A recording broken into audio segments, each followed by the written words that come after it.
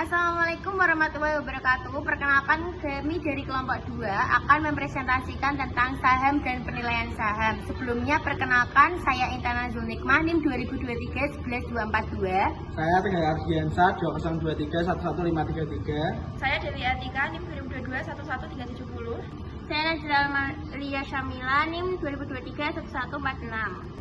Langsung ke materi. Pengertian saham. Saham adalah surat berharga yang diterbitkan emiten yang menyatakan bahwa pemilik saham mempunyai hak kepemilikan atas aset-aset perusahaan. Imbalan yang bisa diterima investor saham yaitu hak kepemilikan, dividen, dan capital gain. Lanjut, ada hak investor saham. Yang pertama, hak kepemilikan. Hak ini tercermin dalam voting right yang dimiliki oleh investor. Makin besar kepemilikan, makin besar hak pemegang saham untuk mengontrol perusahaan. Yang kedua, ada hak investor saham untuk didahulukan dalam pembelian saham baru yang diterbitkan oleh perusahaan. Tujuannya, yang pertama untuk melindungi hak kontrak investor, yang kedua melindungi in interest of value. Lanjut, ada jenis saham. Yang pertama, berdasarkan hak tagihan atau klaim, yaitu ada saham biasa dan saham preferen. Yang kedua, berdasarkan penerbit, ada perusahaan dan BUMN. Yang ketiga, berdasarkan cara peralihan, ada atas nama dan atas unjuk.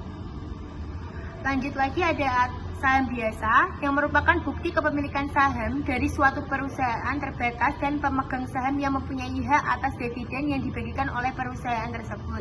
Lanjut, ada voting share yang itu memilih pengurus melalui RUU PS dan ada hak pengeluaran pendapat. Ada juga alat untuk mengalihkan kepemilikan. Lanjut lagi. Baik, akan saya lanjutkan untuk presentasi yang kedua, yaitu saham preferen. Merupakan bukti kepemilikan saham yang memberikan hak kepada pemiliknya untuk mendapatkan dividen sebelum dibagikan kepada pemegang saham lainnya, dan juga bagian penjualan aktiva jika perusahaan dilikuidasi. Yang kedua, biasanya pemegang saham preferen tidak mempunyai hak suara atau non-voting share dalam RUPS. Penilaian saham. Penilaian saham adalah suatu mekanisme untuk merubah serangkaian variabel ekonomi atau variabel perusahaan yang diramalkan menjadi perkiraan tentang harga saham. Misalnya, laba perusahaan dan dividen yang dibagikan. Maksudnya, ukuran dalam metode untuk mencari nilai-nilai saham yang menjadi ukuran dalam investasi surat berharga. Jenis-jenis penilaian saham, yaitu 1. Nilai buku. Nilai aset yang tersisa setelah dikurangi kewajiban perusahaan jika dibagikan. Yang nomor 2, nilai pasar. Harga yang dipenduk oleh pemerintah dan penawaran saham di pasar modal atau disebut juga dengan harga pasar sekunder. Nomor 3, nilai intrinsik. Disebut juga nilai teoritis, merupakan present value dari semua aliran kas yang diterima investor di masa depan. Yang selanjutnya yaitu model pertumbuhan dividen saham. Yang pertama ada model diskonto dividen. Untuk menentukan estimasi harga saham dengan mendiskontokan semua aliran dividen yang akan diterima di masa mendatang. Untuk rumusnya seperti yang di bawah ini. Dan yang kedua yaitu model pertumbuhan nol. Dividen yang dibayarkan perusahaan tidak akan mengalami pertumbuhan. Rumusnya seperti yang di bawah ini. Dan yang ketiga yaitu model pertumbuhan konstan. Untuk menentukan nilai saham jika dividen yang akan dibayarkan mengalami pertumbuhan secara konstan selama waktu tak terbatas. Untuk rumusnya sebagai berikut. Dan yang terakhir yaitu model pertumbuhan tidak konstan atau ganda.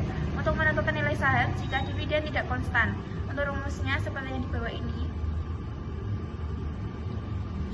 Selanjutnya pendekatan per. Yang pertama, pendekatan ini merupakan pendekatan yang lebih populer dipakai di kalangan analisis saham dan para praktisi. Yang kedua, dalam pendekatan multiplier, investor akan menghitung beberapa kali multiplier nilai earning yang tercermin dalam harga suatu saham. Yang ketiga, per juga mencerminkan berapa rupiah yang harus dibayar investor saham untuk memperoleh 1 rupiah earning perusahaan.